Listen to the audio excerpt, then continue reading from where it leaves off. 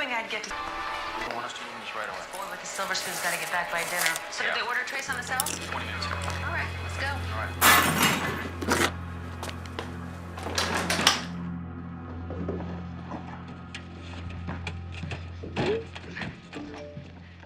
It's not the message you want to see in a situation like this. It's a very rare but real scenario we put together to show you how new text to 911 technology could help save your life.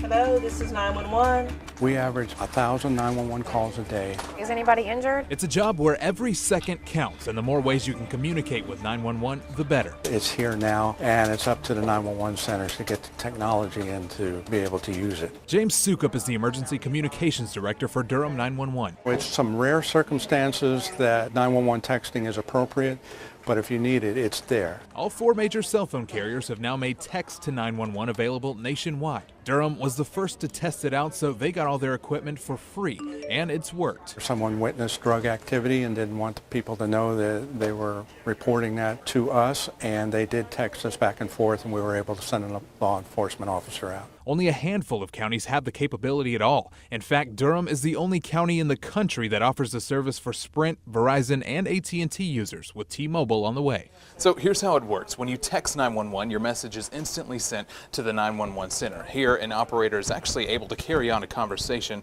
through text message. Their message gets sent right back to your phone, and the most important question is finding out where you are. We have that pre-programmed into our system so we don't have to type it out. We select that question, hit send, so we can speed up that process.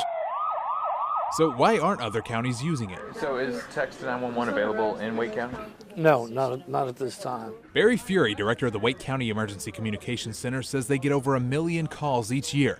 They just haven't installed the technology to receive texts. It's something that we're working diligently to get installed. And there's still a lot of technical work and a lot of technical decisions to be made. There's just not a single solution. Back in Durham, Soukup says they've only received about a dozen texts total. But is it because people don't know about it, or they just don't see any use for it? We hit the streets to find out. I've never thought about that, but yeah, that makes sense. It kind of makes sense, but it doesn't make sense at the same time. So I would prefer to dial it than text it. Sounds like a good idea if you can't actually call, or if you're under duress of some sort and you want to do it under the radar. In that case, you could call 911 and you could just let the phone sit there and, they could hear what's going on. Which brings up one of the system's current downfalls. With a call, 911 operators can pinpoint exactly where you are. That's where the call is, right there. But so far with text, they can only get which cell tower the message came from. And both directors agree a real conversation is still your best option during an emergency. Is there a vehicle he might leave in? Calling is immediate. Okay, I'll let the officer know that. We can talk back and forth. An officer will be dispatched as soon as possible. As opposed to texting